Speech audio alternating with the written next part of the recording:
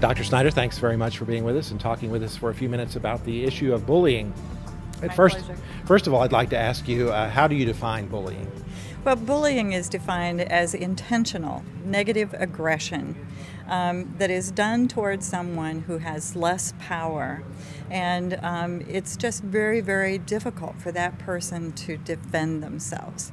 We also see that this behavior is quite often repeated, that there's a pattern that either the same child is taunted or bullied over and over again, or it could be that the perpetrator has multiple kids that they are being quite aggressive and negative toward. We're hearing, it seems, more and more about bullying in the school setting. Is it on the increase? Can you tell? We have some studies that show that it is on the increase nationally, and when you take a look at the opportunities that children have for bullying, and also taking a look at the modeling that our society provides for children for bullying behavior. You take a look at the reality TV, you take a look at video games, you take a look at their ability to get on the internet, their text messaging where they can harm others. But the real question that educators and school boards need to be looking at is how much bullying is happening right in our school buildings. And what we can tell you is that you can reduce bullying behavior. And that's the good news. We can show you how to do that. Obviously, bullying has a very negative impact on the victims, really disrupting school for them. Is that right? We have many children who are afraid to come to school each day. We know that it impacts their ability to achieve academically. We know that these children are very likely to complain of headaches and stomach aches. They have many more absentees than other kids. We sometimes see these kids afraid to make relationships because they don't trust children of their own age anymore. We see these kids much more likely to be depressed. Many, because of the depression, there is a much more thinking about suicide ideology. We know that these kids are in trouble and they need our help. And the issue of cyberbullying, I guess a relatively new issue, but that's becoming a real problem, isn't it? In our research that we have done, we can actually show you from data gathered from over 500,000 kids in the U.S. that cyberbullying is not as prevalent as the other forms of bullying in our schools.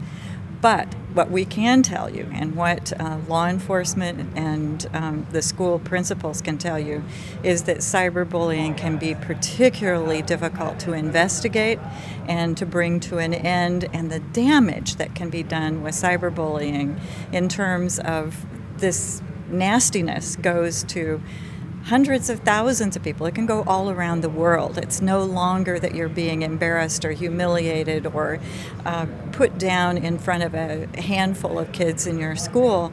It goes viral. So you mentioned there are things that can be done to reduce bullying. What are some of those things? Well, we take a look at the total picture. We really know that it takes a comprehensive, concerted effort. And of course, being with the Olveus Bullying Prevention Program, there are 4 basic levels that you need intervention in.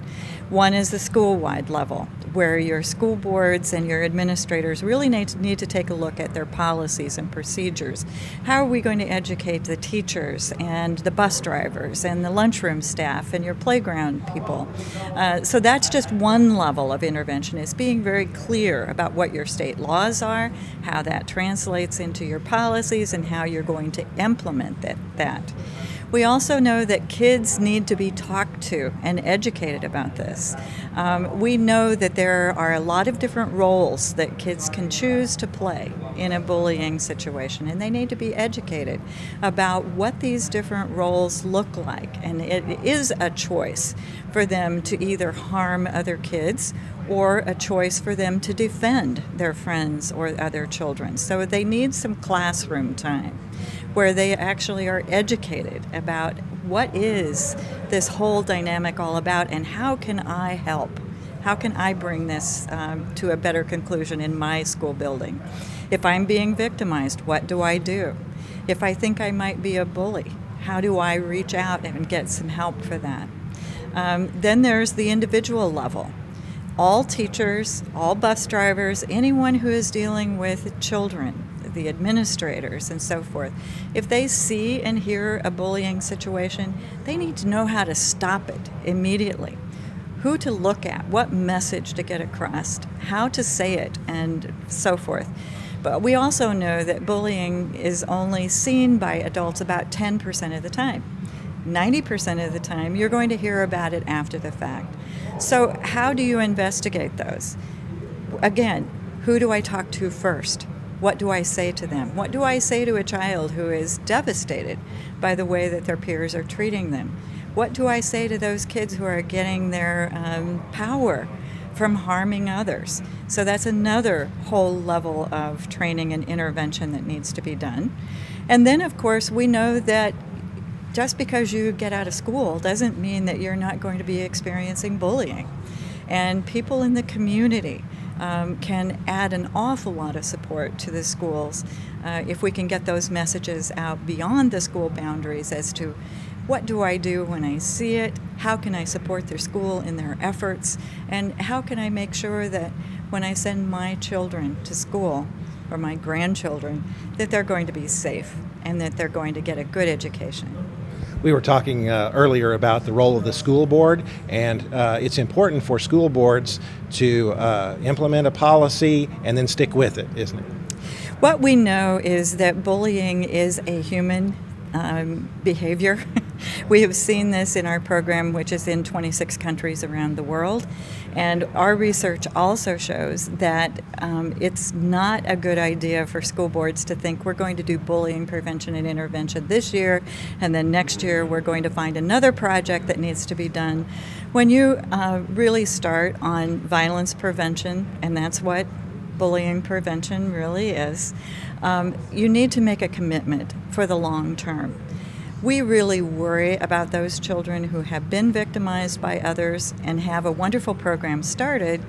Then over the summer, there perhaps is a change in administration. And if the administrators aren't familiar with this or have not made a commitment, they seem to make a decision, we're not going to do that at my school anymore. We'd really like school board members to take a stand that it's important for children who are coming to your schools, within your school districts, and also for the whole thing of risk management. School boards need to be paying attention to the harm that can be done to children by other children, and to really be sure that there is a bullying prevention and intervention program within the school that is going to keep their children safe year after year after year after year.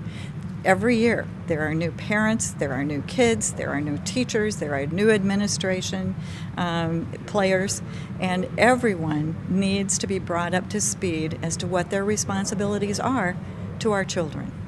Dr. Snyder, thanks very much for being with us. Thank you for having us. It's wonderful to be here.